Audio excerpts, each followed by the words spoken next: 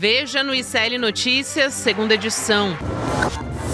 Inimigo do povo. Após fim da escala 6x1 passar na Câmara, Davi Alcolumbre envia à CCJ do Senado a PEC que propõe redução de salários. Jogou a toalha de vez. Cláudio Castro desiste de disputar o Senado e comunica ao partido de Jair Bolsonaro. A decisão vem após a revelação de elo entre o ex-governador e Daniel Vorcaro. E resolvi tirá-la para que eu possa me focar completamente na minha defesa. Quem vai pagar a conta? Após estrago do BRB na gestão de Banês, Distrito Federal e União fecham um acordo bilionário para socorrer o Banco de Brasília. Perdendo em casa. Em nova pesquisa, Flávio Bolsonaro derrete entre eleitores jovens, ricos e de centro-direita. O ICL Notícias, segunda edição, está no ar.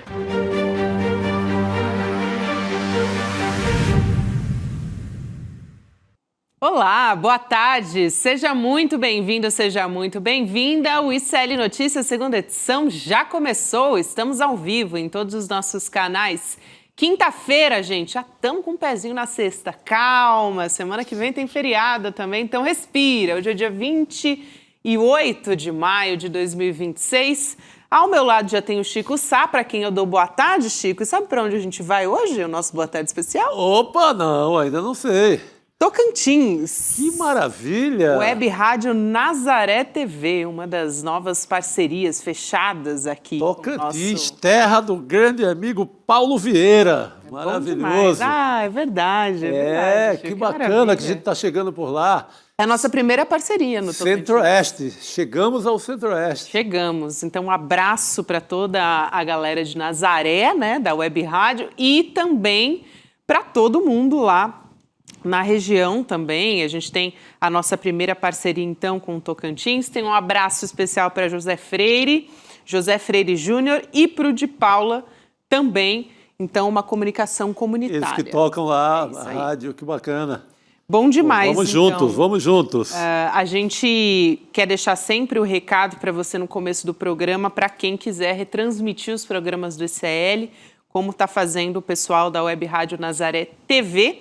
Você manda um e-mail, manda um alô lá pra gente em retransmissão@icl.com.br. E hoje a gente tá começando com bom humor, né, Chico?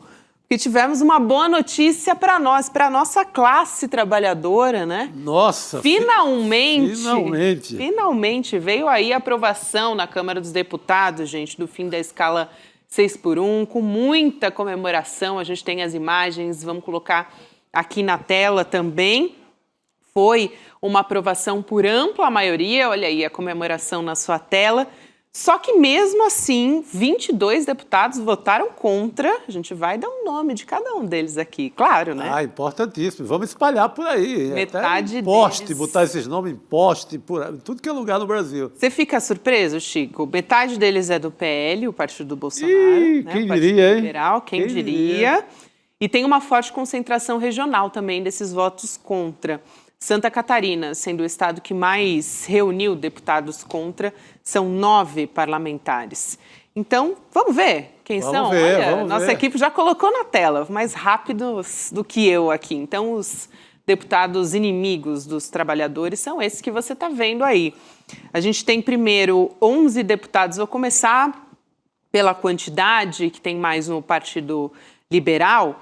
Então, deputados do PL, Bibo Nunes, Caroline de Tone, vai nos acompanhando aí na tela, gente. Daniel Freitas, Daniela Rainer, Júlia Zanata, Maurício Marcon, Nicolete, Paulo Marinho Júnior, Ricardo Guide, Rosângela Moro e Zé Trovão. Fechando aqui o grupo. É brincadeira. E a gente tem que lembrar que assim, tinha uma turma inteira que era contra o fim da 6x1, como o Nicolas Ferreira, Sóstenes Cavalcante, a turma toda do bolsonarismo era contra. De última hora, eles viram que ia ser um suicídio eleitoral. Aí eles acabam votando. Esses aí são os mais convictos de tudo, eles mantiveram. Que acham que vai pegar bem lá em Santa Catarina. Não vai. Não vai. Eles acham que Santa Catarina vai ser eternamente berço do bolsonarismo. Santa Catarina, gente, já foi o estado do contestado, o estado de grandes revoluções, de grandes histórias. Então, essa turma de Santa Catarina, eu falo a turma das autoridades, dos deputados, governadores, prefeitos, que acham que Santa Catarina vai congelar nesse conservadorismo, é bom prestar atenção o que é a história de Santa Catarina. Não nasceu e não viveu a vida toda de conservadorismo, não. Já foi um estado muito a favor da classe trabalhadora. Então, outubro vem aí. Muito bem, e a gente teve um novo com 4 votos contrários. Heloísa Vilela vai vir conversar com a gente, mas só para você acompanhar todos os nomes que estão aqui na tela, né, dos votos contrários. Então, novo, 4 votos, Adriana Ventura, Gilson Marques, Marcel Van Hatten e Ricardo Salles. É um novo, mas é um novo bem bolsonarista, né? União Brasil e o MDB tiveram 2 votos cada. Do União foram Fábio Choquetti e Fausto Pinato. E do MDB, Carlos Chiodini e Pezente. PSD, PP e Missão, 1 voto cada. Lucas Redecker, do PSD, Sérgio Turra, do PP e Kim Kataguiri, do Missão. Elô Vilela, boa tarde para você. Eu não queria deixar aqui de nomear um por um desses 22 parlamentares que votaram contra o trabalhador. Fez muito bem, mas não ouviu o nome da Júlia Zanata, porque ela também votou na primeira contra. leva, isso. Zé Trovão também, exato. E outra coisa, Santa Catarina pode ser conservadora à vontade. A maioria da população lá é formada de trabalhadores, conservadores ou não. Eles também querem descanso, eles também querem redução da jornada. Então, não foi à toa que o Instagram da Júlia Zanata amanheceu hoje com cacetada nela para tudo quanto é lado. Gente dizendo, votei na direita a vida inteira e estou decepcionada, não voto mais em você, e daí para baixo. Teve gente dizendo, olha, aqui na minha cidade já são 60 pessoas que não votam mais em você, faço questão de distribuir essa mensagem e convencer outras pessoas a não votarem mais em você. Vão pagar o preço, isso vai custar a ela o próximo mandato? Não sei, muito cedo para dizer, mas vai custar voto? Vai custar, com certeza. Tomara, viu, Elô? Tomara que trabalhadores do Brasil inteiro deem uma lição a essa gente, porque pô, ela se arvora de conservadora, quase ali um pouco fascista, bolsonarista. Gente, mas ela lida o voto dela de trabalhadores. Pode ser até trabalhadores de Santa Catarina que optaram em eleições passadas pelo bolsonarismo, mas significa que essas pessoas irão recusar os seus direitos, sabe? Então é arriscado, inclusive, para esse tipo de gente. Eu acho arriscadíssimo. E, Chico, eu queria também colocar em pouco de perspectiva histórica no que aconteceu aqui ontem, porque foi motivo de muita comemoração, porque é um passo importantíssimo. Mas, se a gente colocar no tempo histórico, você pensar que há 100 anos, o Henry Ford, que era dono da fábrica de carros Ford, fez um discurso dizendo que já era hora de reduzir a jornada para 5 dias com 2 de folga e 40 horas semanais. O Henry Ford, meu Deus do céu, entendeu? Sim. Há 100 anos nos Estados Unidos e mudou a empresa dele, e com isso provocou uma mudança em todo o mercado dos Estados Unidos. Então, olha o quão atrasado a gente está e por que a gente vai ter que fazer muita pressão agora em cima do Senado para não deixar isso voltar atrás, essa vitória ontem, que foi acachapante aqui, se repetir ali do outro lado do tapete. Caramba, bem lembrado, Elô. O FOC esteve aqui na Amazônia brasileira. Ele teve uma experiência numa cidade que ficou conhecida como Fordlândia, e lá já era 5x2 há 100 anos, aqui na Amazônia, e acabou por aí, porque era o FOC que cuidava do empreendimento lá. Mas, gente, a gente teve mudanças boas para o trabalhador na Constituição de 1988.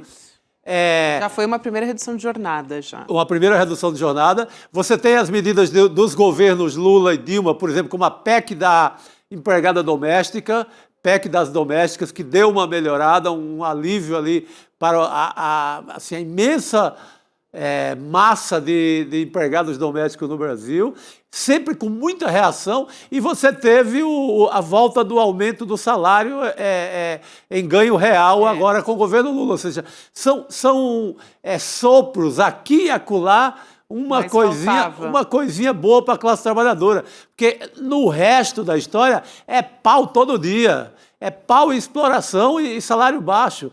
E essa turma do PL, essa turma do Flávio Bolsonaro ainda acha pouco.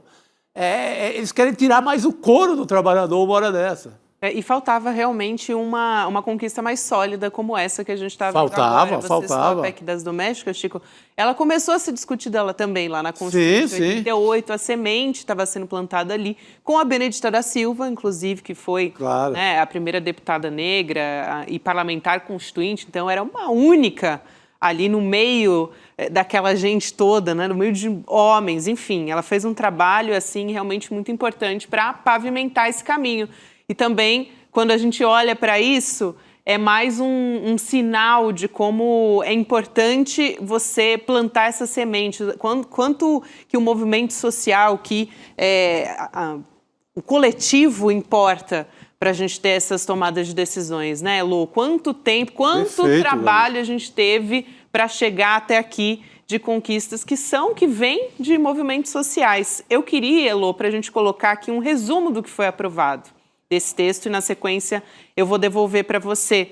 A gente tem, então, como é que vai ser a transição do fim da escala 6x1. A primeira mudança, depois de 60 dias, né, a escala passa a ser 5 para 2, então 2 dias de folga, uma grande conquista, a jornada semanal reduzida de 44 para 42 horas, e a segunda mudança após 14 meses, uma jornada semanal que cai de 42 horas para 40 e limite de 8 horas de trabalho por dia. Isso tudo é importante a gente dizer que com a manutenção do salário, né? E como é que vai ser a transição do fim da escala 6x1? Tem mais uma tela, Elo, só para a gente trazer os dados completos aqui. As empresas e os sindicatos vão poder negociar ajustes nas jornadas por convenção coletiva.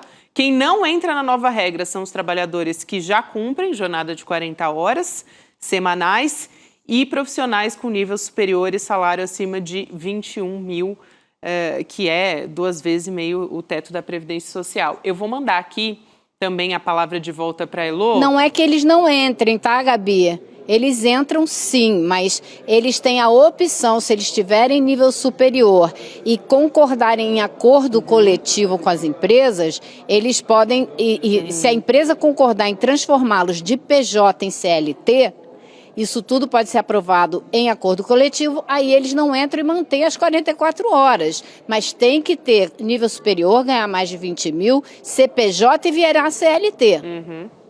Perfeito. Muito bom, Elo. Muito boa essa explicação, Elo. E agora é uma batalha que continua, né, gente? É uma batalha árdua ainda. No Senado, precisa passar.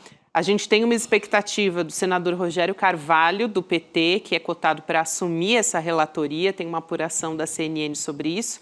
Mas a oficialização do nome dele ainda depende do presidente do Senado, Davi Alcolumbre. Ele vai se reunir com os líderes na semana que vem para discutir a tramitação da PEC lá no Senado, né? E continua sendo uma incógnita, né, Lu? A gente usou essa mesma palavra ontem aqui para falar sobre a tramitação e ainda mais incógnita, eu acho, depois que o Alcolumbre encaminhou hoje para a Comissão de Constituição e Justiça uma proposta da oposição, que é aquela que cria um regime flexível baseado em horas trabalhadas, o que seria um grande retrocesso, né?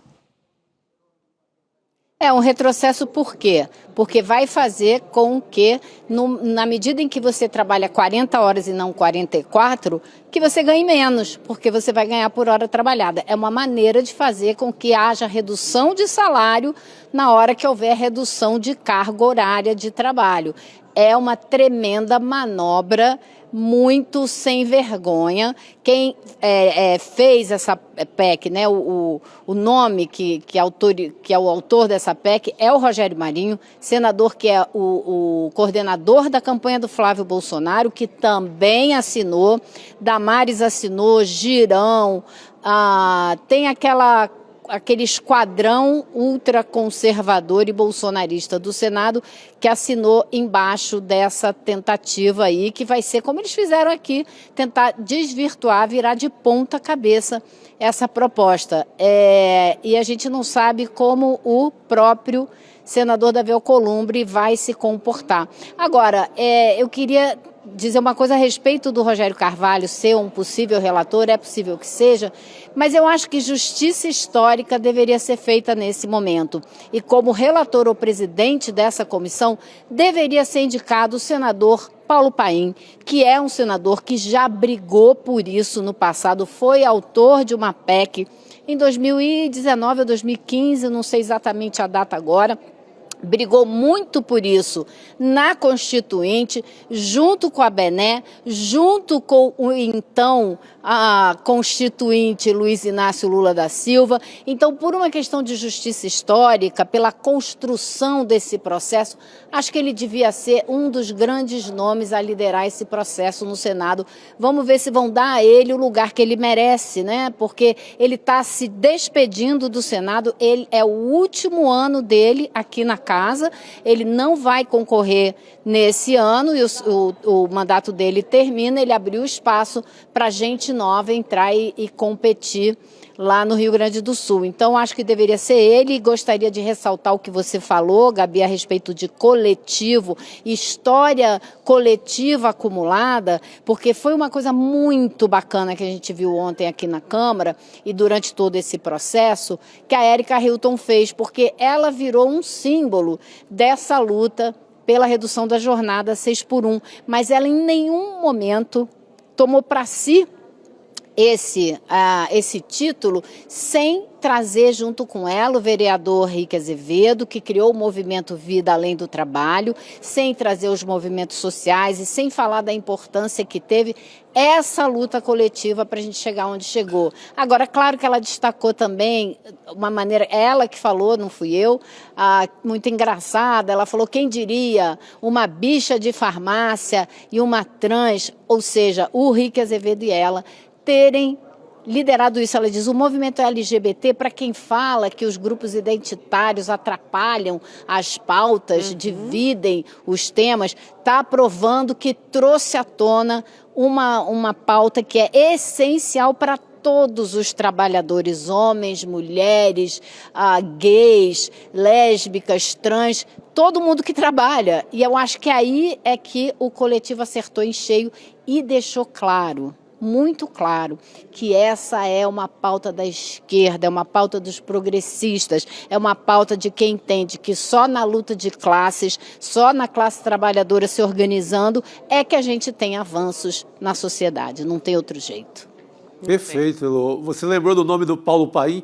Talvez não exista em todo o Congresso um parlamentar que tenha mais luta pelos trabalhadores no país.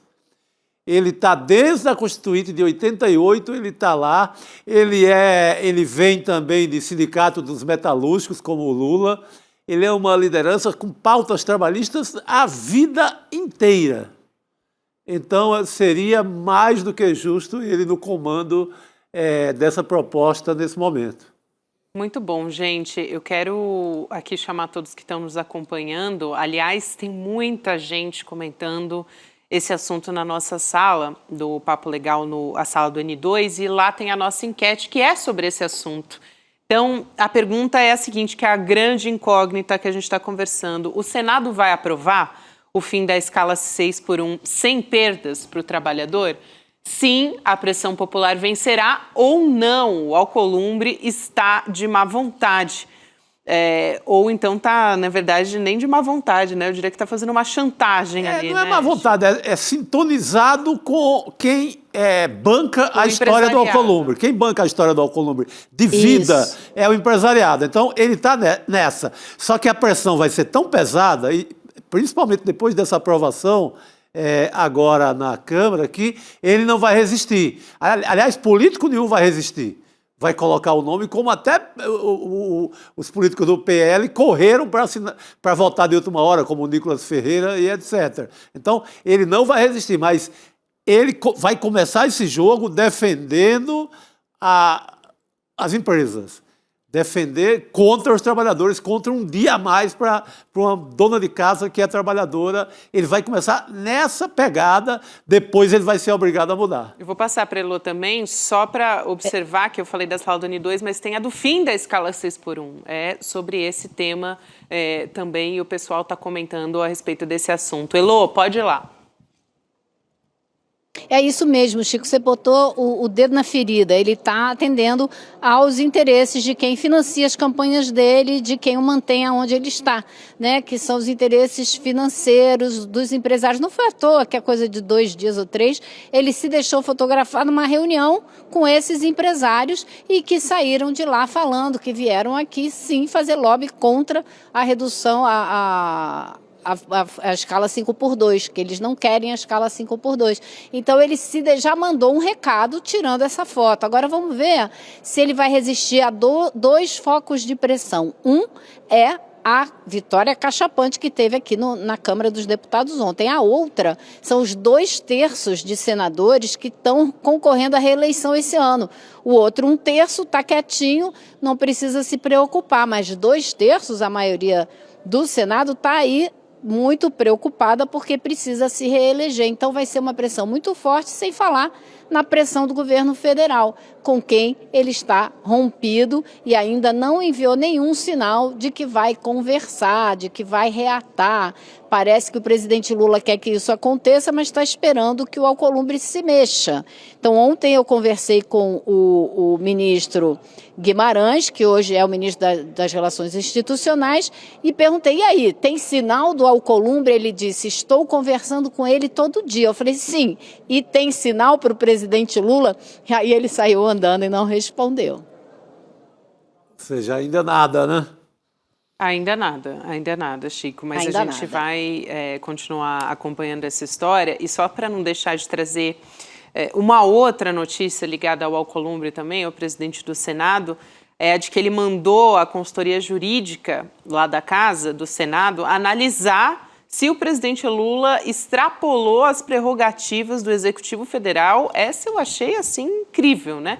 Porque o presidente Lula editou 2 decretos que atualizam a regulamentação do Marco Civil da Internet. Já, aliás, até que enfim, né? Sim, demorou, né? Mas do que se trata, né? Um dos decretos estabelece as diretrizes para proteger mulheres na internet, então, para o enfrentamento da violência contra a mulher em ambiente digital, e o outro impõe regras mais rígidas para essas plataformas, gente. Então, exigindo canal de denúncia, representante legal no Brasil. Essa é uma história até antiga, que já deu problema aqui com o STF, né, a respeito do X, antigo Twitter, e permitindo também a remoção de conteúdos criminosos sem ordem judicial, porque hoje em dia se demora muito para conseguir a remoção de um conteúdo nesses espaços, conteúdos criminosos que a gente está conversando aqui. Então, na prática, essas novas regras que o governo está implementando, né, qual que é o grande objetivo? Ampliar a responsabilidade das Big Techs, gente. Elas têm que remover o conteúdo, né? Tem que ter ação preventiva, a gente está num ano de eleição. Então, assim, é difícil de entender, né, Elô? Realmente será só para cutucar o governo? Qual que é o objetivo? Porque não é em prol nem das mulheres, nem da sociedade. Eu acho que não é só para cutucar o governo, não. É para defender interesses econômicos, né? Interesses econômicos das Big Techs. Ele está defendendo essa gente que tem muito dinheiro, né? E essa briga a gente tem que comprar muito seriamente no Brasil. As mulheres brasileiras têm que se levantar contra isso aí, porque o que o presidente Lula está dizendo que a gente precisa fazer é dar às mulheres, às crianças, no ambiente digital, a mesma proteção que a gente tem que dar aqui no ambiente presencial, né, na vida real. Por que no meio digital não vai valer regra? Por que lá é bang, tiro e fica tudo por isso mesmo?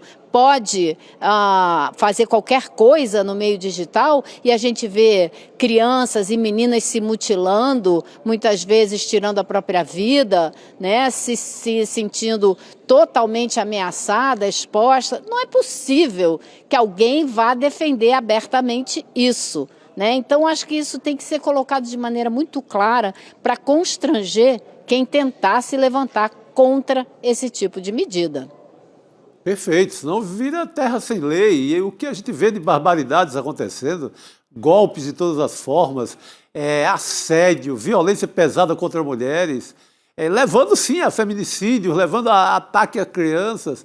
Tem que acabar com essa historinha. É isso. Gente, essa pauta é muito importante, Elô, mas eu não quero deixar de falar com você, né, de uma apuração que você traz, que você está acompanhando essa história também, da União e o Distrito Federal fechando um acordo hoje que viabiliza um empréstimo do Fundo Garantidor de Crédito para socorrer o BRB. O valor desse repasse deve ficar em torno de 6,5 bilhões de reais. A Elô vai poder explicar para a gente. E, em troca, o governo do DF se compromete com medida de ajuste fiscal, só que você acompanhou a entrevista coletiva ali também, né? Como é que vai funcionar essa história, Elô?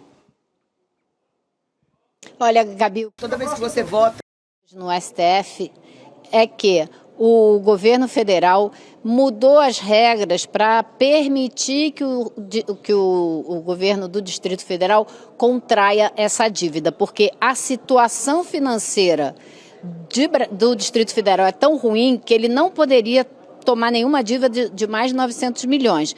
Aí o governo federal flexibilizou a regra para ele poder se endividar, tomar uma dívida de 6,5 bilhões.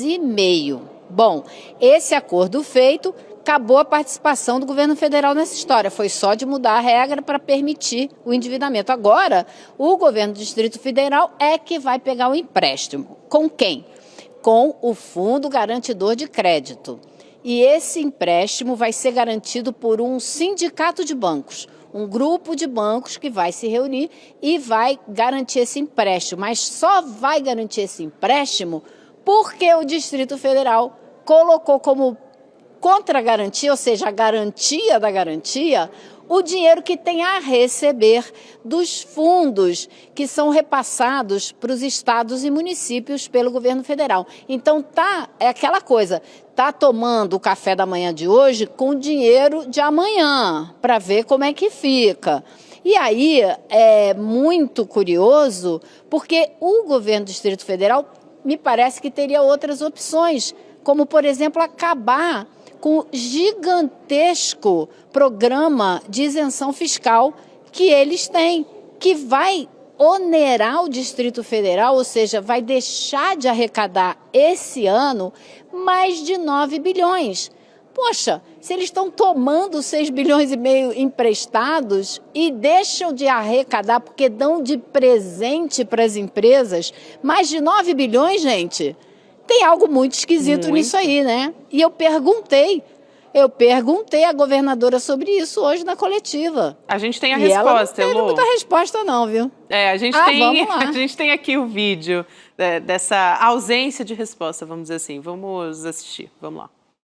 Toda vez que você vota um programa de isenção, você tem todo um impacto em cadeias econômicas, né?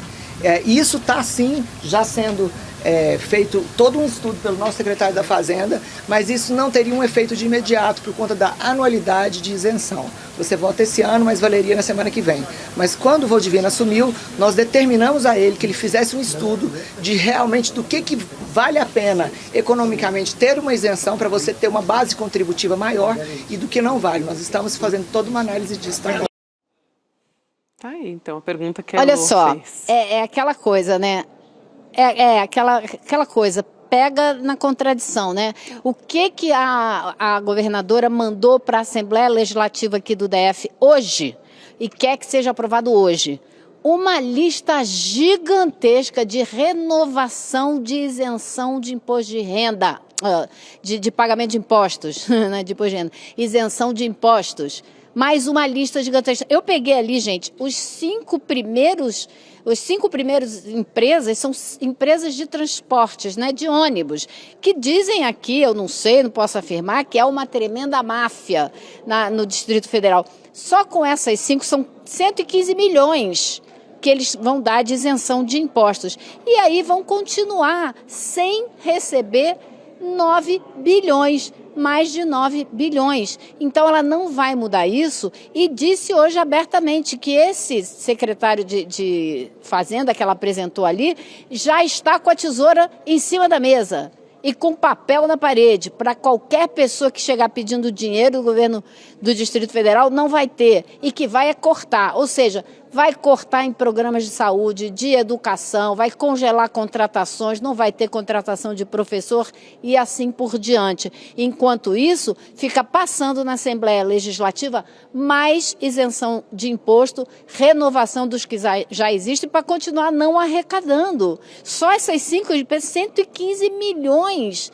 Dava para ela pagar o ano a ano aí dessa dívida, que ela diz que quem vai pagar é o BRB, ou seja, ela está criando uma situação para o Distrito Federal de total inadimplência, de corte de tudo para pagar o rombo que o Ibanez criou na trapaça que ele fez, injetando o dinheiro do BRB no Master, e agora vai fazer com que a população do Distrito Federal pague isso, porque vai ficar sem os serviços que devia ter pelos impostos que paga. Enquanto isso, as empresas ficam sem pagar imposto.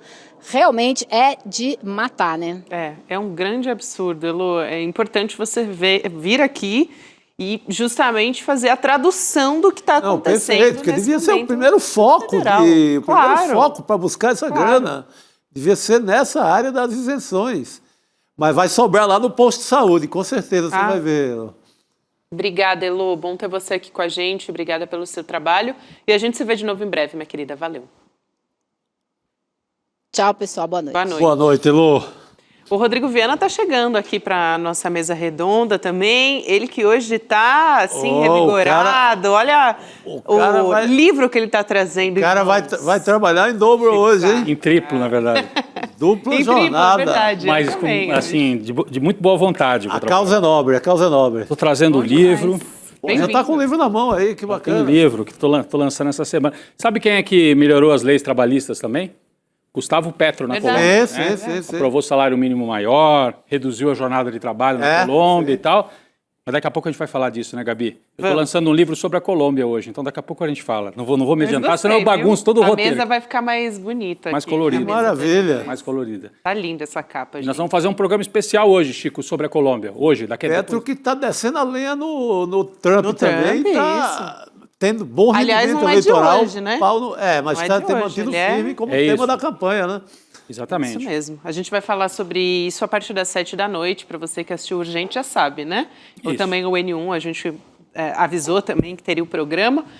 Vamos acompanhar a partir das 19h. Eu, Rodrigo Viana, vamos continuar aqui. Com os convidados falando sobre a eleição na Colômbia esse domingo. Muito bom. O candidato do Petro está em primeiro lugar, mas a extrema-direita é muito forte lá também. Fortíssima. E aí eu vou falar também do meu livro. E claro que nos afeta, né? Total. A gente tá falando de América Latina. Tem total ligação com o Brasil. Esse ano tem eleição aqui no Brasil também. Então, assim, gente, tema importantíssimo para a gente olhar e entender como vai nos afetar lá na frente também. E, ó, importantíssimo. Chico Sá, quero dar um recado, hein? Pra quem tem mais de 50 anos. O meu caso já... Chico já olha para mim assim... Eu já passei de 60, não juntei nada, mas se eu tivesse ouvido certos conselhos... Ainda dá. Se eu tivesse ouvido conselhos como esse do curso do Eduardo... Já se inscreveu, Chico? Eu teria feito uma jornada diferente. Vocês dois já botaram um e-mail lá? Eu mesma quero acompanhar essa aula. Vou acompanhar. Sobre como construir o patrimônio depois dos 50. Eu quero depois dos 30. Posso já, né? Aliás, devo, porque todo mundo, quanto antes começar, melhor. Vai lá em sln2.com.br ou então aponte seu celular aqui para a tela, onde está minha mão aqui, esse quadrado. Você vai ser encaminhado para o mesmo link de sln2.com.br. Domingo, dia 31 de maio, 8 horas da noite, o Eduardo Moreira vai trazer essa aula, que é uma aula especial que tem dentro da nossa formação aqui do ICL, que é do Edu, né? Um curso criado pelo Edu, de Finanças e Investimentos. Essa aula especial do Investidor Mestre. Então, vai lá, vai agora, não deixa de se inscrever, porque vai garantir o seu futuro para você começar a investir com segurança, guardar o que você já tem ou começar a construir o que você ainda não tem. Vai por mim. É isso aí. Muito Não é não, bom. Chico? É isso aí. É isso aí. A gente espera lá. E vamos seguir aqui. A gente tem muito a conversar. A Cris Serra está chegando para conversar com a gente já, não? Já está a postos aqui, porque aí a Cris, vou dar boa noite para ela primeiro. Boa noite, Cris. Bem-vinda. Boa noite, querida. Boa noite, Gabi, Rodrigo, Chico. Estou aqui acompanhando vocês. Nossa, quanta notícia boa aí, né? O livro do Rodrigo, o curso. Sim. Obrigado. Escala 6x1. Hoje a gente está num dia de boa notícia aqui, né? No bastante. N2. Que bom, né, Cris? Toda semana a gente... Às vezes acontece. Pô, toda semana a gente fica trazendo só É raro, uma mas notícia. acontece. É raro, é raríssimo, mas acontece. Tem mais uma, que depois desse, vamos dizer assim, esse terremoto que o Cláudio Castro está enfrentando aí com o Banco Master, jogou a toalha, viu, gente? Ele não vai mais ser candidato ao Senado pelo Rio de Janeiro. Ele, aliás, nem deveria ser cogitado porque foi condenado pelo TSE, tá inelegível, mas enfim, ainda dizia que ia sair como candidato, né? Também é uma boa notícia, né? Então, Excelente exatamente. notícia para o povo do Rio de Janeiro. Por favor também, Pelo né, amor de gente? Deus, O povo do Rio de Janeiro, segurem na minha mão aqui, não desistam, Não sei se o acreditem. Vorcaro gostou muito, né? Porque o companheiro dele ali no Iscão e tal, pegar o dinheiro Degustação, dos né? servidores da Previdência do Rio e jogar lá direto no Banco Master, o Vorcaro não curtiu. Acho que ele não gostou Mas a gente muito mesmo, sim. não. Eu vou, antes de passar para a Cris, chamar aqui o comunicado. Ele foi feito pelo presidente, né, do partido, o Valdemar Costa Neto, e depois ele publicou esse vídeo nas redes sociais, o Cláudio Castro, que a gente vai assistir aqui na tela, e na sequência a gente volta a comentar. Vamos lá. Vamos lá. Eu resolvi tomar a decisão mais difícil da minha vida. E ela é a mais difícil porque durante toda a minha trajetória, como assessor, como vereador, como vice-governador, como governador, eu jamais fugi de briga alguma, jamais fugi de luta alguma. Mas também eu tenho que entender que momento a gente vive, como são as coisas e em que momento elas estão da vida. Então resolvi retirar a minha candidatura ao Senado Federal. E resolvi tirá-la para que eu possa me focar completamente na minha defesa. Vocês sabem, eu sou advogado e eu já analisei, sobretudo, esses dois processos. Não tenho dúvida que a verdade será esclarecida. Vocês perceberam todo o clima do vídeo, né? Que ele Uma levou. musiquinha assim, como é que a gente define essa musiquinha? É uma trilha de superação, uma trilha De emocional. vitimização, quase. Ali da... Tem uma coisa aí, né, Cris, para você transmitir alguma espécie de empatia, eu acho, para quem está assistindo, né? Para ele dizer, vou focar aqui na minha defesa. Gabi, a gente estava falando de boas notícias, né? Essa é uma excelente notícia para o Rio de Janeiro, sobretudo se a gente conseguir ver a moldura mais ampla do que isso significa. O Cláudio Castro é um subproduto do bolsonarismo. Ele só chegou onde chegou na política por causa daquela onda que o Brasil viveu em 2018, de tristíssima memória, em que não só o Jair Bolsonaro foi eleito, como nós tivemos uma onda de governadores que ninguém sabia exatamente de onde tinham saído. E aqui no Rio foi o Wilson Witzel, um ex-juiz, que tinha Cláudio Castro, teve Cláudio Castro como seu vice-governador. Como o Witzel foi abatido por um processo de impeachment por corrupção logo no começo do governo, então acende Cláudio Castro, né? Nesta onda do bolsonarismo. Ele conseguiu se reeleger, mas agora sofre essa derrota fragorosa, como você disse. O TSE já tinha cassado o mandato dele, mas ele estava forçando a barra, né? Querendo se apresentar, tentando se apresentando, na verdade, como pré-candidato, quando já se sabia que ele estava inelegível. Mas é porque é da característica desse tipo de político ficar forçando a barra, né? Bom, pelo que vemos então agora, depois do envolvimento muito claro dele com vários escândalos, teve aquela primeira operação da PF em que ele foi alvo por conta daquele caso da Refit, e agora, recentemente, né, as ligações perigosas dele com Daniel Vorcaro, que a gente vai falar um pouco à frente. Mas eu só quero destacar exatamente isso, né? Como ele tem, e espero que de fato, depois dessa condenação, dessas investigações e agora a retirada da candidatura dele, que Cláudio Castro saia da política, porque ele é esse político ligado, né, a esse bolsonarismo miliciano, corrupto, né? Então, essas pessoas precisam sair da política. E eu estou falando isso, não é apenas o caso do Cláudio Castro. Estava lendo outro dia um levantamento mostrando que muitos dos senadores eleitos também na onda do bolsonarismo em 2018, senadores de direita e de extrema direita, que terminam seus mandatos agora, terão dificuldade para se reeleger, né? Então, isso mostra que, aos poucos, ainda reconhecendo o alcance e o enraizamento da extrema-direita no Brasil, mas aos poucos a gente consegue afastar do cenário político personagens nefastos como esse, Cláudio Castro. Então, eu comemoro esse fato que a gente está aqui comentando hoje, dentro desse aspecto mais amplo, né, de políticos eleitos na onda bolsonarista e que agora terão dificuldade de se reeleger. Gente, diga, Rodrigo. Não, eu ia falar que ontem nós trouxemos aqueles detalhes sobre a festa lá regada ao uísque em Nova York. Mesmo que eu ia trazer. Acho que a Gabi e as vai conversas. A Gabi vai trazer os detalhes das conversas.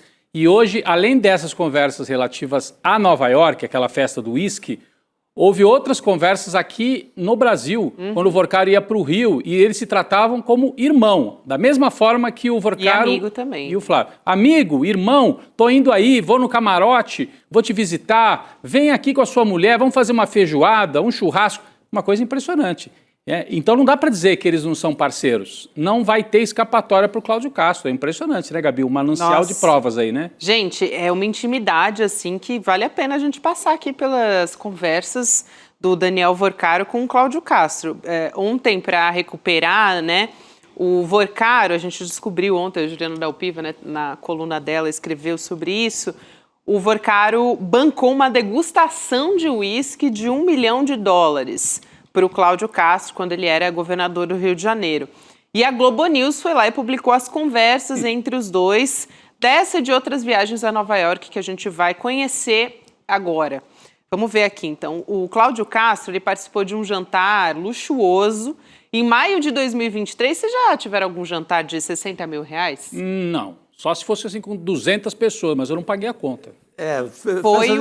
Festa de firma, sei lá, no tempo que ele trabalhou na Globo, na Folha. Olha como Talvez tenham gastado, acho que não gastaram isso também, não. Eu nunca paguei uma conta, né? Nem cheguei nem perto. Olha só como o Vorcaro realmente, ele é assim, muito amigo do Cláudio Castro, né? Porque ele pagou esse jantar aí em Nova York. Tem a troca de mensagens, né, que eles estão passando o endereço ali, né, o Vorcaro está mandando o endereço para o Cláudio Castro, do restaurante, que fica em Nova York, e aí o governador do Rio de Janeiro depois agradece o Vorcaro. Sabe quando você sai de date com a pessoa que você manda aquela mensagem depois, Rodrigo? Foi uma noite legal. Foi isso. Olha só a mensagem do Cláudio Castro. Amigo, foi uma experiência incrível. Nossa. Muito obrigado. Bom dia, amigo. E aí o Daniel Vorcaro. Bom dia, meu caro. Que bom que deu certo. Nossa. Que amizade bonita, né? Bonito.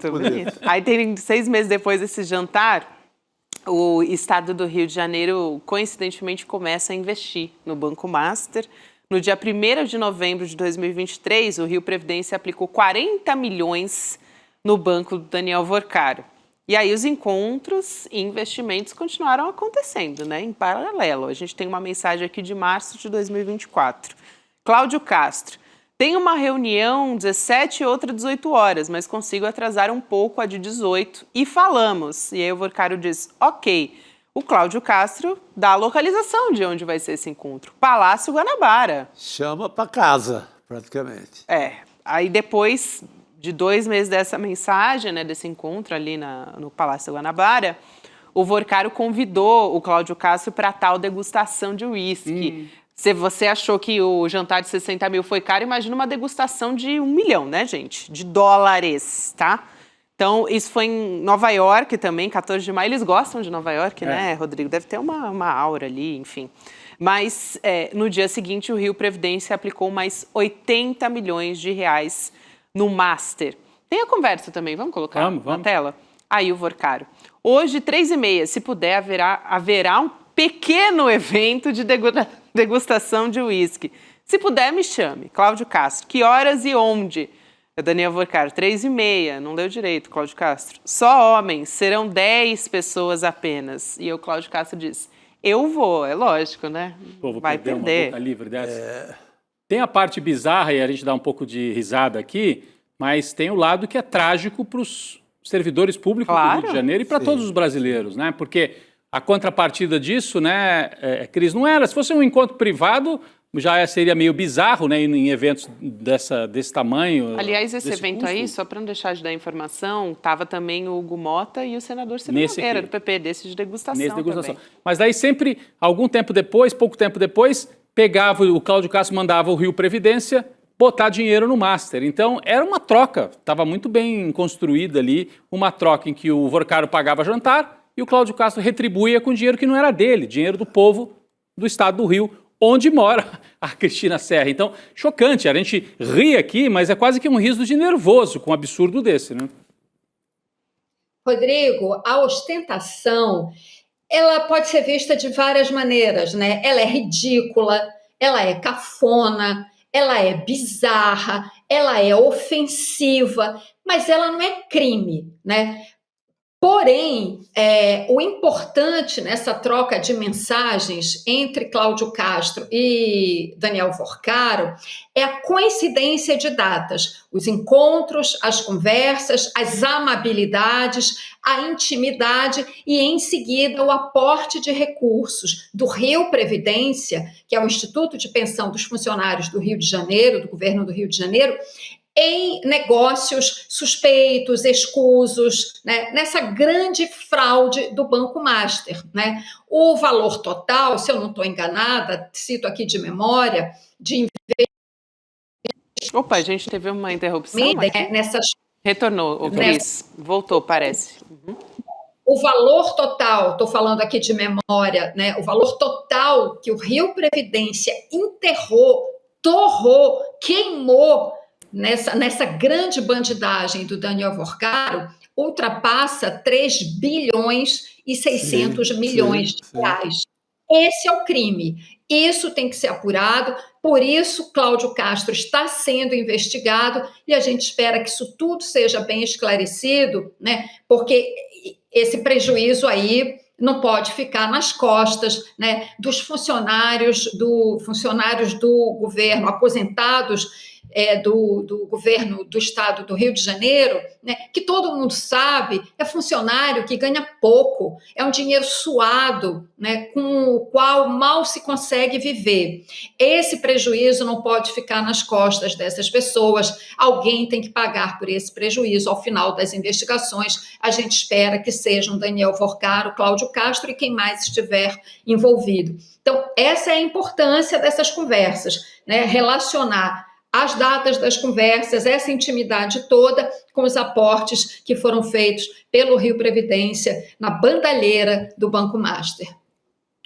Eu queria, Chico, eu citei aqui, Cris e Rodrigo também, o Hugo Mota e o Ciro Nogueira nessa história toda, mas, assim, chama atenção, né? Tinha mais 3 deputados federais nesse evento, o doutor Luizinho, do PP, o Isnaldo Bulhões, do MDB, e o Marcos Pereira, do Republicanos também. Nenhum deles se manifestou sobre essa apuração que é da revista Veja, perdão. E o doutor Luizinho Bulhões, caso você não se lembre, você que está nos acompanhando aqui no ICL, eles estavam com o Hugo Mota e com o Ciro Nogueira, olha só que grande amizade, né? Eles estavam naquele voo que as bagagens passaram ali sem inspeção. De São Roque. Isso mesmo. É um danado esse doutor Luizinho, ele está em todas. É um danadinho. doutor Luizinho. Agora, e o Marcos Pereira, do Republicanos, é aquele que deu a entrevista dizendo que o povo não pode folgar muito, não. Porque não vai saber o que fazer, é perigoso. Perigoso o povo de tenha folga. um dia a mais de folga. E o povo pode ler notícia e saber que o Marcos Pereira foi no trem da alegria aí para Nova York, pago pelo banqueiro, né? Impressionante. Marcos Pereira, que é da Igreja Universal, um dos braços direitos do Edir Macedo. Totalmente. Isso. Que, aliás, está com o seu banco também complicado. No Pico do Corvo. O Digimais está numa complicação ali, caminho do Não foi o Master. Marcos Pereira também que falou que ócio demais faz mal? Então, esse que o povo tem que mesmo. trabalhar É o do bife de ouro, é a turma do bife Para de ouro. ele, né? Para o trabalhador, que pode o ócio trabalhar demais não, 7%. faz mal, que o povo do sertão, do Nordeste, não vai saber o que fazer no dia de folga. Ele nunca ouviu falar em forró, nunca ouviu falar em folga, numa rede boa para descansar. Tá bem, não vá mesmo para essa região, porque ele não merece conhecer. Por favor, não chega lá. Agora, ô Cris, eu queria trazer mais uma informação aqui.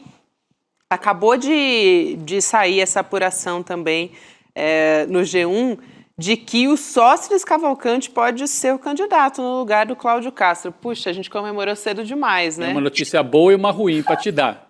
Cláudio Castro não é candidato.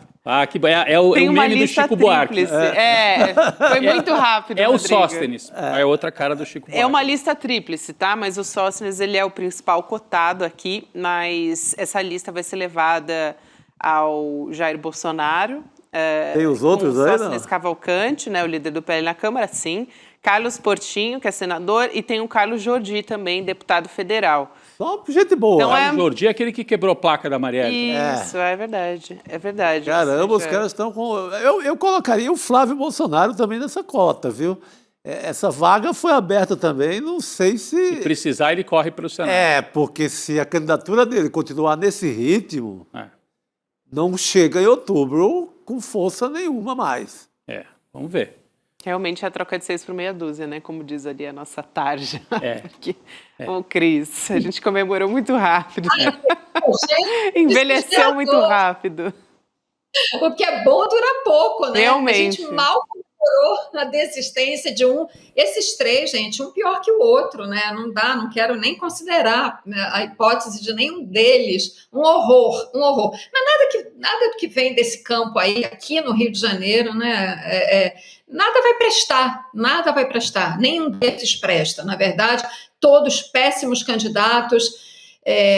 Mas tem uma diferença aí. O nome do Cláudio Castro é um nome com muito mais projeção do que esses três, né?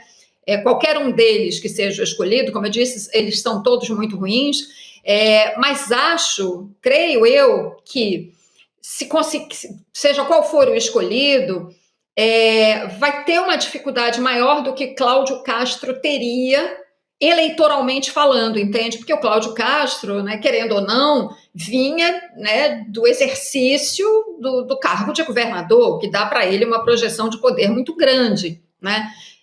Embora a gente saiba que talvez ele nem conseguisse se apresentar de fato como candidato pela questão do TSE, que já tinha cassado o mandato dele.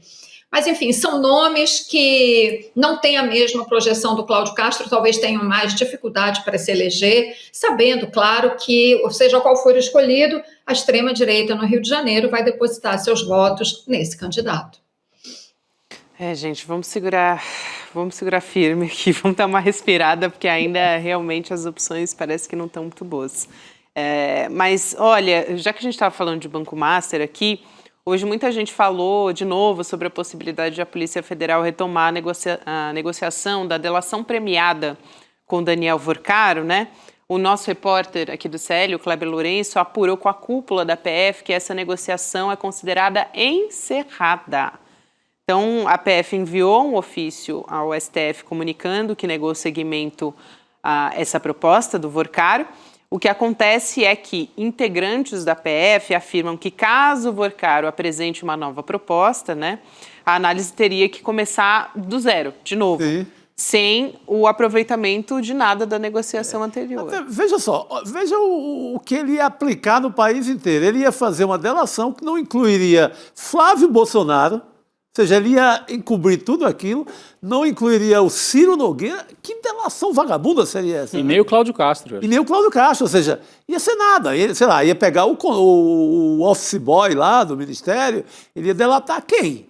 Então, ele estava aplicando o maior golpe da história em cima da Polícia Federal. E esquecendo, assim, a polícia tem os celulares, né? Então, a polícia não dá mais para confiar, não dá mais para confiar em delação desse cara. De qualquer maneira, está colocada na mesa a possibilidade da delação sair pela Procuradoria-Geral da República, ainda tem uma negociação acontecendo. Agora, o preço para ele delatar ficou mais alto agora. Ele que gostava tanto de negociar com valores altíssimos, né? Sim. Ele vai ter que entregar muito... o sarrafo subiu, como dizem aí, né, hoje em dia no esporte. O sarrafo subiu porque agora a gente sabe que ele deu dinheiro para o filme, a gente sabe que ele era o irmãozão do governador do Rio, que eles trocavam ali jantares por dinheiro do Rio Previdência, então ele tem que entregar muita coisa para valer a pena. Ficou agora caro para ele fazer essa delação. Cris. Gente, o instrumento da delação premiada, de fato, não pode ser banalizado. Ele é um instrumento muito importante na investigação. Delação, para valer, né, a gente pode comparar aqui com outro caso completamente diferente, mas mostra a importância da delação. O caso do Mauro Cid, né, na trama golpista, na investigação, no inquérito do 8 de janeiro. Aquilo foi uma delação premiada, né? Não só a polícia também teve acesso ao celular dele, tinha muita coisa ali, mas ele acrescentou, né?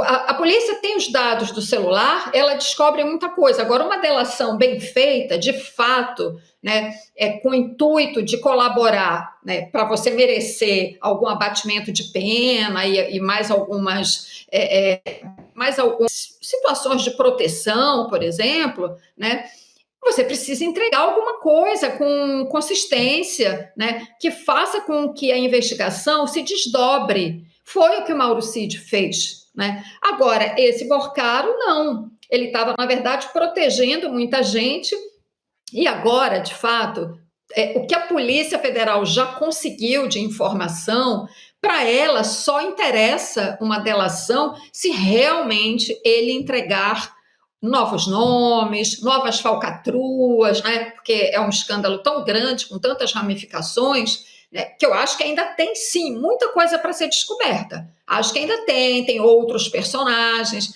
Agora, ele tem que entregar, né? Do jeito que estava, não dá para continuar. Fato é, a Polícia Federal certamente não tem mais confiança nele. Ele foi tão mal nessa primeira tentativa de delação, né, que eu tenho certeza que os investigadores não confiam nele. Isso cria uma situação muito difícil para ele, muito difícil. Ele vai ter que entregar muita coisa boa, né, para evoluir. Ele, né, como vocês comentaram, ele parecia um cara tão contínuo para os negócios, tão esperto, tão sabido, né, envolveu tanta gente e tudo mais, e na hora de negociar algo que beneficiaria a ele próprio, ele perdeu a mão, né? Então... eu, se fosse a PF, apostaria no Fabiano Zettel, que era o trem pagador do Vorcaro, do Daniel Vorcaro. É quem foi o homem que fez o depósito direto na conta do Jair Bolsonaro, do Tarcísio de Freitas. Era o cara que entrava em concessões públicas, como aqui em São Paulo ele pegou parte dos cemitérios da prefeitura. Era o cara do grande negócio. Esse é um baita... É filho de uma desembargadora de Minas Gerais, é do ramo jurídico. E evangélico. Também, e evangélico. E era o cara que pegava essas... Todo dia a gente fala que o Vorcaro gastou bilhão aqui, bilhão acolá. Ele que levava o dinheiro, né? Ele que era o operador. O Vorcaro não gostava muito de pegar na grana ali. Quem ia resolvendo era o Zettel. Então, esse é o nome para... Tá lá na moita, caladinho, deve estar sendo orientado pela mãe, que é da Justiça, sabe melhor como se comportar nessas horas. E eu apostaria aí tem. Muito bem. Eu também, Chico. Estou contigo. Cris, obrigada. Bom ter você com a gente, minha querida. Até. Obrigado, Cris. Beijão. Tchau, pessoal. Boa noite. Rodrigo, parabéns pelo livro. Obrigado, Cris. De olho nessa eleição na Colômbia, tão importante. Opa, Cris, já fica com a gente às 7, então. Fica aí, 7 horas, a dupla continua. Combinado, minha querida, valeu. Obrigado. Aliás, já que a Cris falou, Rodrigo, eu vou aproveitar esse espaço para chamar o pessoal para acompanhar, né, junto com a gente aqui a Batalha da Colômbia. Nesse final de semana teremos eleições. Esse é o assunto que a gente vai abrir o nosso programa, já dando um spoiler aqui, para falar sobre o sucessor do presidente Gustavo Petro. A gente tem um candidato da esquerda, né, o herdeiro político, vamos dizer assim, do Petro, e tem do outro lado um cara da extrema-direita, que nas últimas semanas arrancou, né? Subiu demais, Então você tem o Ivan Cepeda, que é o candidato do Petro. Na Colômbia não tem mais reeleição, o mandato só, viu, Chico? Antes tinha. Sim. Agora, 4 anos do Petro, acabou, ele está apoiando o Ivan Cepeda. Tinha duas candidaturas de direita. A Paloma Valência, apoiada pelo Uribe, seria da direita tradicional, seria aqui do centrão brasileiro, vamos dizer assim, ou da direitona brasileira. Mas quem está com força mesmo é o Abelardo de la Espriella, um homem da extrema-direita, próximo de Milei, Bukele, Trump. Então, pode dar um segundo turno na Colômbia entre esquerda, porque o Cepeda é esquerda mesmo, é filho de um líder comunista assassinado nos anos 90. O Cepeda contra um candidato da extrema-direita. Então, nós vamos tratar de tudo isso a partir das 7 horas da noite com o Lindener Pareto, nosso professor. Bacana, o professor está na área. Já pega essa perspectiva histórica. O Amaury Chamorro, que é também um especialista em América Latina. E aí, Gabi, eu vou aproveitar para falar do meu livro. É lógico. Que se chama A Espada de Bolívar. Né? Ficou bonito, hein? Ficou bonita a capa. Saiu hoje da gráfica, a editora me mandou aqui os primeiros volumes. E aí, esse livro conta a história do M19, que era o grupo guerrilheiro do Gustavo Petro. Então, é para entender um pouco de onde vem o Petro. Primeiro presidente de esquerda na história da Colômbia. Porque na Colômbia, nem assim, centro-esquerda, trabalhista, nunca tinha elegido. Liberal. Era só liberal e conservador. E Petro é o primeiro. Melhor indicadores sociais da Colômbia na história da Colômbia. O Petro, né? O Petro. Ele atinge algo parecido com o Lula essa semana aqui no Brasil, que é menor índice de desigualdade em toda a história do país. Assim, o Brasil não resolveu, óbvio. Claro. A Colômbia também não resolveu. Mas esses dois personagens importantíssimos na América Latina, eles colocaram seus respectivos países no melhor momento social da história. Muito bom. E sem dizer, não vamos também falar muito aqui, que daqui a pouco tem ao vivo o programa. Então você fica com a gente às 7 da noite, mas sem dizer que Petro, Lula e a Cláudia Sheinbaum do México são hoje os 3 grandes oponentes ao Trump, né? Quando ele entrou, tinha mais gente, né? 5 ou 6. Tinha outros presidentes da esquerda, tinha o Boric no Chile, né? Agora sobraram esses 3. Peru também. Hã? No Peru a gente tinha. Tinha também o presidente que acabou sendo derrubado. Então, é importante que a Colômbia consiga manter um governo mais progressista, mas é batalha, por isso que a gente botou o nome de Batalha da Colômbia. Batalha duríssima. Não por acaso. A extrema-direita é muito forte na Colômbia também, muito. Excelente. Então, todo mundo está convidado, hein, gente? Não nos abandonem 7 horas da noite hoje. Vocês vão ficar com a gente, segurar na nossa mão lá. Logo depois do N2, vem com a gente, porque é só convidado realmente de peso hoje para participar desse programa. E eu amei, né? Primeira vez que a gente vai fazer um programa de eleição e eleição sobre a Colômbia. América Latina. Excelente. Sensacional. Vamos nessa, então, seguir agora conversando aqui com a cientista política e professora da UFAL, a Luciana Santana, é a nossa convidada do N2. Professora, bem-vinda. Bem-vinda. Eu agradeço mais uma vez o convite e, por coincidência, hoje eu estou vestida com uma camisa da Colômbia. A gente não combinou, hein? Mas é uma... Exato, estou com a camisa aqui da Colômbia. Uma ligação, assim, quase astral. Confluências astrais. Ai, que maravilha. Continentais. Que maravilha, professora. Muito bom. Bom, então, expectativa altíssima com o programa às 7 da noite, hein, gente? Mas vamos falar de eleição no Brasil também? A gente teve uma divulgação, saiu uma pesquisa de intenção de voto Meio Ideia, que mostra o efeito negativo do escândalo Master para a candidatura do Flávio Bolsonaro. Então, vamos colocar aqui na tela os dados do primeiro turno, mostrando o presidente Lula, agora sim, que continua liderando e o Flávio vem em segundo. Então, Lula com 38,5%, e Flávio com 31,5%. Aí depois vem Caiado, outros, depois Zema, depois Renan Santos. Isso para o primeiro turno, né? Em qual desses candidatos você votaria se a eleição fosse hoje? E também o presidente Lula ampliou a vantagem no segundo turno, em relação ao Flávio Bolsonaro. Na última pesquisa, o Lula tinha 44,7% dos votos e agora aparece aí com 46,5%, enquanto o Flávio, que tinha 45,3%, agora 41,4%. 5 pontos de diferença, né? Assim, pode dizer que está fora da margem de erro com Tem o Lula a comparação, até que eu acho que vale colocar na tela, mostrando o presidente Lula virando realmente, né, o jogo no segundo turno, a boca do jacaré ali. O presidente Lula sobe, né, em relação à última pesquisa de intenção de voto, e o Flávio Bolsonaro está descendo ali a boquinha do jacaré, em vermelho a linha do presidente Lula, azul está o Flávio Bolsonaro. Antes de passar a palavra para a professora para analisar, preciso trazer os dados dessa pesquisa que ouviu 1.500 pessoas entre 23 e 27 de maio, o intervalo de confiança de 95%, margem de erro de 2,5 pontos percentuais. 23 e 27 já tinha uma repercussão importante da reportagem do Intercept Brasil, né? Tinha um acumulado já grande. Deu para, vamos dizer assim, ficar calcado no entendimento da população também. Professora, mas queria a sua análise dessa pesquisa que saiu hoje. Bom, boa noite, né, novamente.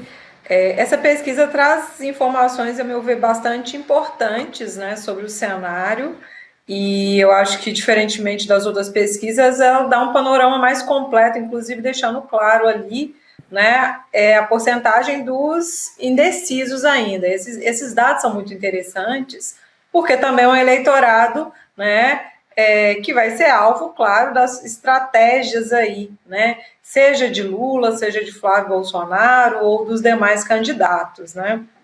Então, essa pesquisa revela claramente, né, que a ligação de Flávio Bolsonaro, né, e Vorcaro, ela gerou efetivamente uma desconfiança, né, nesse eleitorado, e daqui a pouco vocês devem falar um pouquinho mais dos detalhes, atingiu uma parcela de eleitorado que era ali, eu diria, uma base cativa, né, de Flávio, né, e hoje, pelo menos esse retrato que a gente tem aí, mostra que né, foram afetados, né, de alguma maneira. Então, claro, hoje, né, o bolsonarismo ele está um pouco perdido, né, em termos ali, né, do que apresentar para, né, a base eleitoral, né, mas também para o eleitorado de uma forma mais geral, né, e que gere confiança. Hoje, essa pesquisa mostra claramente que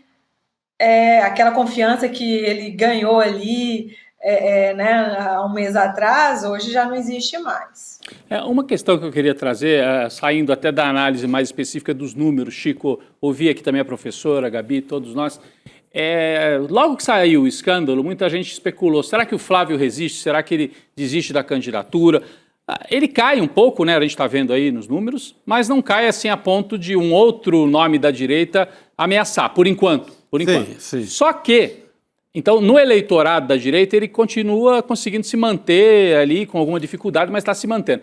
Entre os formadores de opinião, me parece que isso é diferente. A gente não é formador de opinião, a palavra é outra, entre a gente da grana. Sim. Hoje mesmo saiu uma nota da jornalista Andresa Matais, que é muito ligada a esses setores aí, é uma jornalista, uma colunista mais assim, liberal, mais pro lado da direita, dizendo, atenção Flávio, a turma da Faria Lima está apostando em outros candidatos. Me pareceu quase um recado para ele. E ela cita especificamente o Renan Santos do Missão. Eu não sei se é um factoide, se é uma forma de mandar recado e dizer, olha, se enquadra, explique melhor, senão a turma da Faria Lima não vai te receber mais. Então, será que tem essa possibilidade, Chico, dele perder esse apoio da elite financeira? Olha, lendo pela imprensa que representa essa elite, também teve um prejuízo muito grande. Você pega os primeiros editoriais do Estadão. O Estadão hoje é uma empresa que ela é gerida por uma junta bancária. Dos bancos. Não é nem mais uma empresa familiar a essa altura.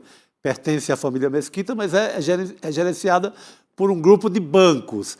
Qual o pensamento dessa casa? Manifestado em editorial, que Flávio Bolsonaro não atende mais aos reclames, à plataforma financeira da direita no Brasil, e, portanto, nem ao sistema bancário, nem a Faria Lima, então, que não é mais o candidato ideal dessa gente, que, assim, acenando por uma possibilidade de encontrar outro candidato. Folha, a mesma coisa. O Globo, a mesma forma. Então, quem é porta-voz dessa turma tirou o Flávio Bolsonaro do jogo. Mas ele está resistindo na cadeia, ele tem força com o povo lá na ponta. Tem o eleitor, principalmente o eleitor que diz que ele pode ser pego com a sacola de dinheiro nas costas do Vorcaro, Tudo bem. tomando uísque de 1 milhão que nada vai abalar. É a turma meio kamikaze, que quer votar de todo jeito, nem que aquilo represente um suicídio para a vida dele. Sim.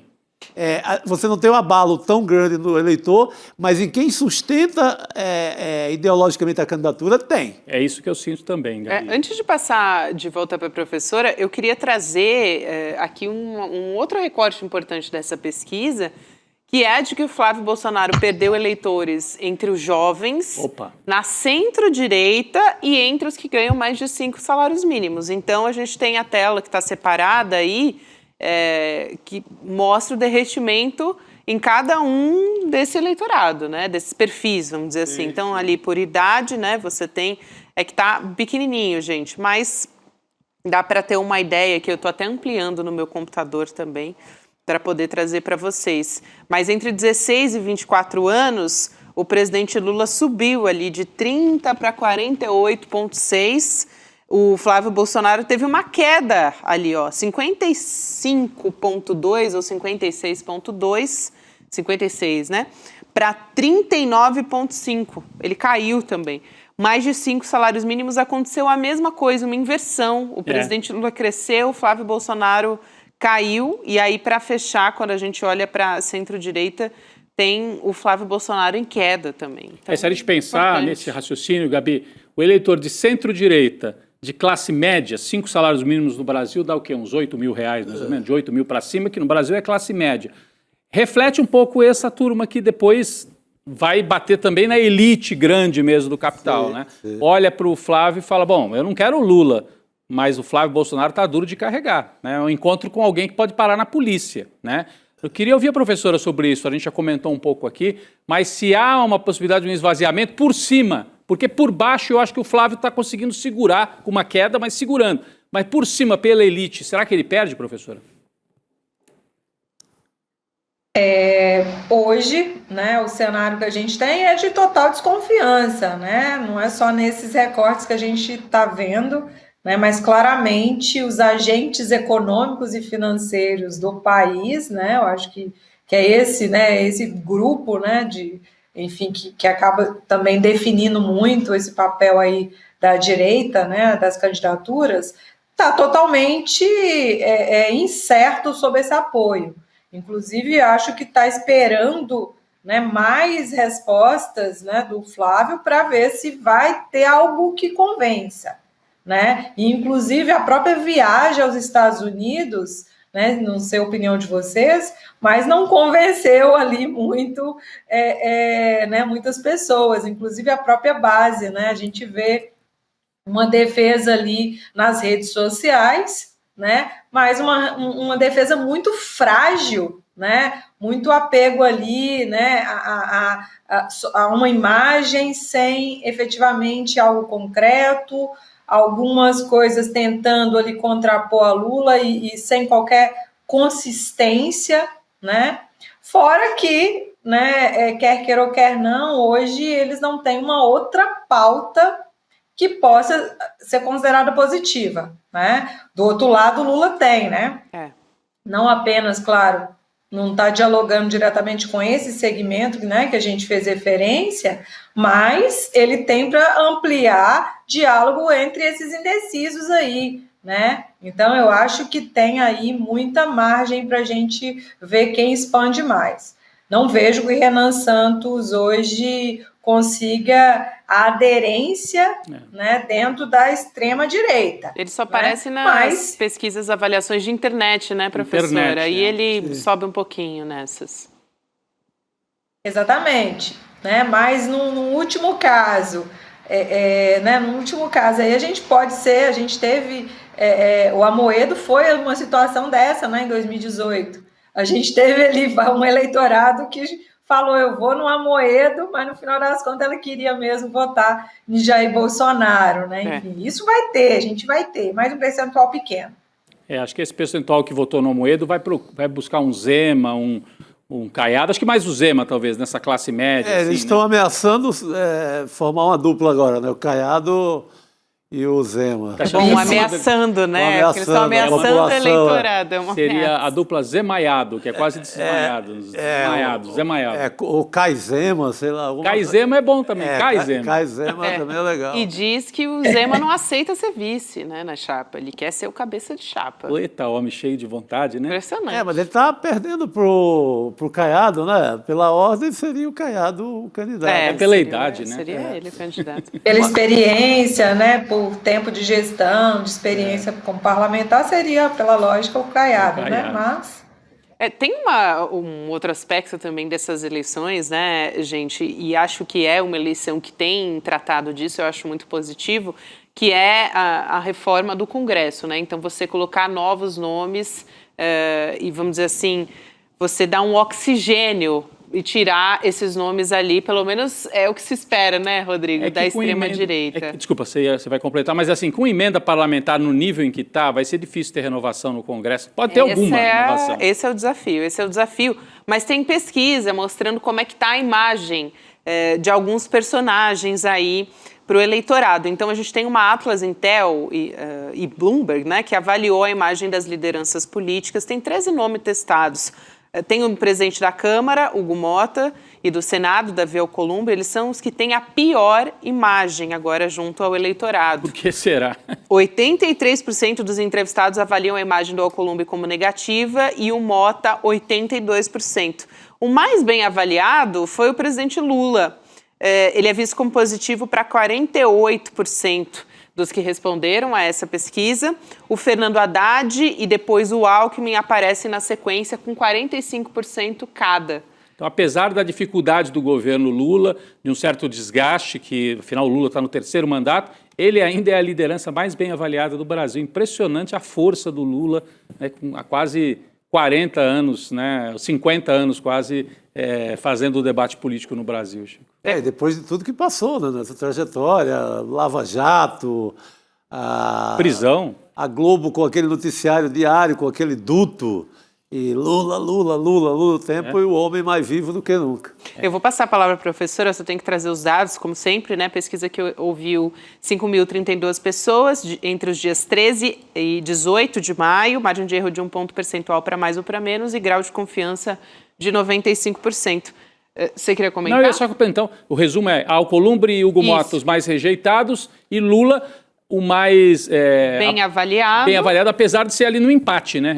É bem avaliado com 47 a favor, 49 contra, por aí. E o Alckmin e o Haddad com 45%. Chama atenção também. Isso é interessante, principalmente, né? o Haddad, eu acho, né? Que a extrema-direita tentou colar ali a imagem de Tachad, né? Então, é positivo nesse sentido. É um campo político, não é só o Lula, né? Tem um campo político em torno do Lula. Acho que isso vai se demonstrando pelos números, mas vamos ouvir a professora. Não, eu acho que são 3 nomes aí que mostram efetivamente, eu diria, aquilo que alicerçou, né, o governo Lula e que tem uma conexão também com um público, né, mais elitista, mais conservador e até com esse núcleo econômico, né? Por exemplo, o Haddad, né, ele tem ali uma inserção, né, e acaba, tem uma projeção nacional. Então, são 3 nomes de projeção nacional que consolidaram e que têm ali, né, bases eleitorais muito distintas, né, se a gente olhar assim, né. E o Lula, claro, essa sumidade que a gente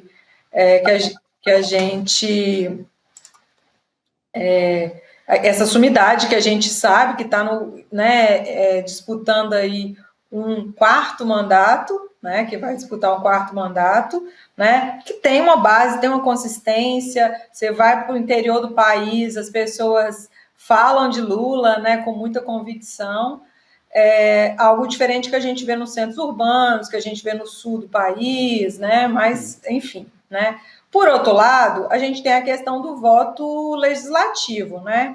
A gente sabe que, historicamente, né, o parlamento ele sempre é muito mal avaliado, né? E que, claro, né, aqueles que estão ali à frente, a depender da exposição, eles acabam ali capitalizando, né, muito mais essa negatividade. O que a gente precisa entender, e aí eu queria ter esse recorte, a gente não tem nessa pesquisa, é como a base eleitoral, seja no Amapá, né, seja na Paraíba, como eles avaliam ele, porque é aí que as emendas chegam, né, Rodrigo? E aí é que a gente vai ver se essa base eleitoral ela está avaliando negativamente ou não. Eu acredito que, apesar de tudo, né, de toda essa imagem negativa, eles ainda têm ali formas de alimentar essa base eleitoral forte, né? É o que a gente sabe. Agora, em 2018, se vocês me permitem fazer esse paralelo, a gente teve ali uma onda de várias lideranças fortes no Congresso que não se reelegeram, né? Então, pode ser, e aí é uma hipótese que a gente vai ter que acompanhar, se em alguma medida, né, por vários fatores, né, enfim, posições mesmo dentro do parlamento, proximidade aí com o escândalo Master, enfim, eles podem ser penalizados na urna, né? Então, isso pode acontecer sim, né? Está acontecendo tudo agora, né? Ciro Nogueira talvez seja o exemplo mais clássico que a gente tem, né? Né? Então, fica aí para a gente ver como é que isso vai acontecer efetivamente ali nessa relação com o eleitor desses nomes. Eu queria só lembrar, né? O Ciro Nogueira está cogitando desistir da candidatura ao Senado para ser candidato talvez a deputado, para ver se mantém uma imunidade parlamentar ainda. Ele vai precisar, né? Vai precisar de imunidade. De outro lado, veja a diferença do Alcolumbre para o Hugo Mota. O Hugo Mota e o Alcolumbre estavam jogando juntos contra o governo até agora há pouco. Só que está chegando a hora da urna. O Hugo Mota precisa renovar o mandato. O pai dele pretende ser senador na Paraíba, né? Então, tanto o Hugo Mota quanto a família precisam dar resposta. Por isso que o Hugo Mota foi tão rápido na história de derrubar a escala 6x1. Ele ajudou o governo nessa operação. Enquanto o Alcolumbre, que tem mandato ainda há mais de 4 anos no Senado, ele não vai renovar o mandato. Ele pode se dar o luxo de cumprir o papel de representante da grande elite financeira que quer enrolar essa história do 6x1. E faz a vida financeira, ele já é muito rico, mas ele faz, ele enche o cofre de vez e resolve a vida dele se ele banca ser contra... A 6x1. O fim da 6x1. Acho que aí ele faz a grande operação financeira da vida dele. Porque ele vai mostrar, olha aqui, eu fiquei do lado de vocês na hora mais difícil. Tem mais 4 anos e garante... Agora, politicamente, não sei se é bom para o futuro, né? Mas vira o grande despachante dos interesses da elite financeira do Brasil. Filho, o grande representante. É um tiro bom para ele também. O Alcolumbre, né? Certo. Mas, Chico, a gente tem aí esse escândalo Master e a proximidade dele muito grande, ele né? também ele pode ser penalizado por outros meios, que não necessariamente o eleitor. Então... o risco dele é grande, mas ele é metido a ousado nesse sentido. Ele adota meio aquela tática do Neymar, ousadia e alegria, né? Pro Neymar não está dando muito certo, não sei se para ele vai dar. O Alcolumbre e Neymar acho que estão mais ou menos na mesma vibe. Com a diferença de que o Neymar ele teve até um certo apelo, né? Tava muita gente pedindo pela convocação do Neymar. O Alcolumbre está mal na fita em todos os sentidos. Quero muito agradecer a presença aqui da professora Luciana. Um prazer te receber, professora. Obrigada e até uma próxima oportunidade. Obrigado, viu? Eu que agradeço. Bom programa, Rodrigo. Um abraço a todos vocês. Obrigado. Obrigada. Boa noite. Gostamos da sincronia, né? Muito, da professora Colômbia. com a camisa da Colômbia. Maravilhoso. Olha, gente, acabou de sair aqui uma notícia de que o Departamento de Estado dos Estados Unidos anunciou que vai classificar as facções brasileiras do Comando Vermelho e o Primeiro Comando da Capital, o PCC, como organizações terroristas. Segundo o governo Donald Trump, esses grupos eles vão ser designados, classificados como terroristas globais especialmente designados e também como organizações terroristas estrangeiras, uma medida que deve entrar em vigor a partir do dia 5 de junho, já na semana que vem. E tem um comunicado dos Estados Unidos afirmando que o CV e o PCC estão entre as organizações criminosas mais violentas do Brasil e que os grupos comandam milhares de integrantes, são responsáveis por ataques brutais contra policiais, autoridades públicas e civis. Realmente acabou de sair. A gente ainda não precisa entender. Eles iam botar olho no Brasil, que é uma forma de se fazer presente e intervir nas eleições.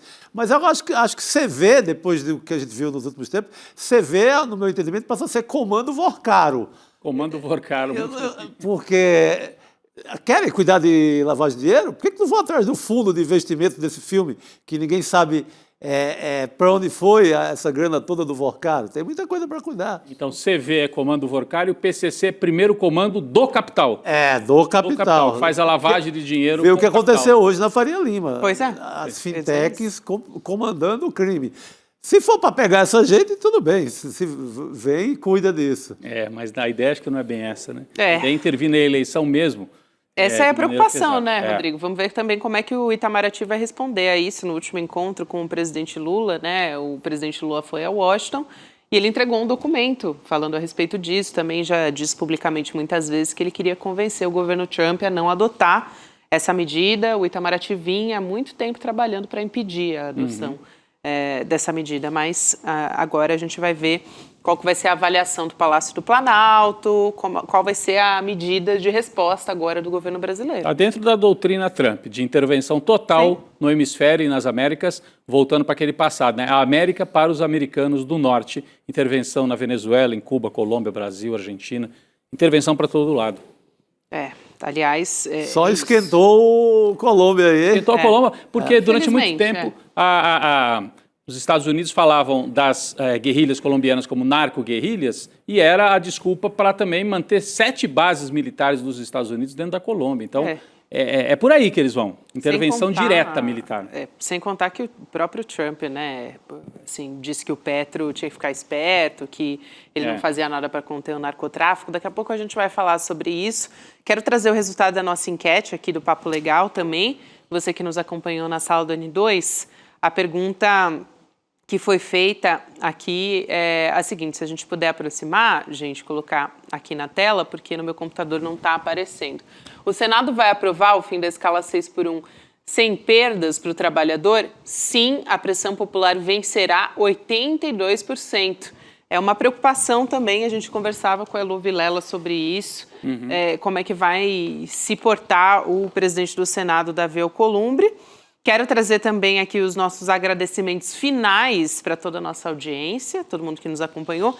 Clarice Machado, Ercílio Alves, Alexandre Lira, Edilberto Gomes, Vera Lima, todos que ficaram com a gente aqui até o final deste N2 e que vão agora junto com a gente para a Batalha da Colômbia. Batalha da Colômbia. Vamos falar agora da eleição na Colômbia, mas em perspectiva todo o continente, né? Não é só uma coisa específica lá da Colômbia. Fiquem com a gente, Rodrigo, eu, a Mauri Chamorro, Lindener Pareto. E temos um repórter lá direto de Bogotá que vai entrar também. Cara, luxo puro. É isso aí. Vamos nessa, então. Boa noite, gente. Bom programa a todos. Chico. Até amanhã. Curiosidade do dia. Você sabia que mais da metade das pessoas da comunidade do ICL tem mais de 50 anos de idade? Pois é. E um dos pedidos que eu mais recebo é que eu deveria preparar uma aula para essas pessoas que têm mais de 50 anos de idade de educação financeira. De verdade, já são centenas de vezes que as pessoas me pediram isso. E eu finalmente resolvi parar o que eu estava fazendo aqui e preparar uma aula incrível, como construir patrimônio depois dos 50. Ela vai acontecer dia 31 de maio às 8 horas da noite. Vocês vão achar muito bacana, que eu vou trazer várias coisas práticas, que aliás não precisa ter mais de 50 para aproveitar, todo mundo vai poder aproveitar. E no dia 31 vocês vão aprender muita coisa para colocar em prática. Um abraço e até lá!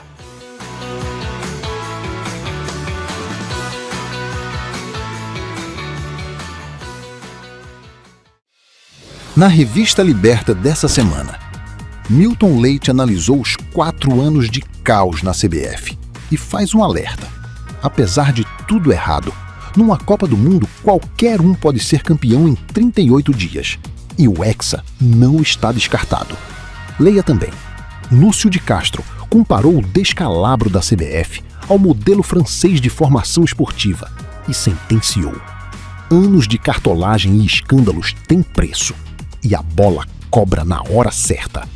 Ainda artigos de Adriana Ferreira Silva, Nina Lemos e muito mais.